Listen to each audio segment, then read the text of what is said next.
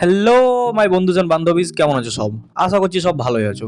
তো সবাই যেন আমি বাড়ি এসেছি সেমিস্টার শেষ হওয়ার কারণে। যেহেতু একটা লম্বা ছুটিতে বাড়ি এসেছি, তাই ভাবলাম একটা রোড ট্রিপে যাওয়া যাক। And here is my group. আমি, আমার কিছু দাদা দিদি এবং অনেকের, যাকে তোমরা সবাই দেখেছো। যখন তোমার দাদা দিদি এবং বন্ধু সেম গ্রুপে থাকে না, তখন মজাটা ডাবল হয়ে যায়। এই যা, বলতেই তো ভুলে গেছি।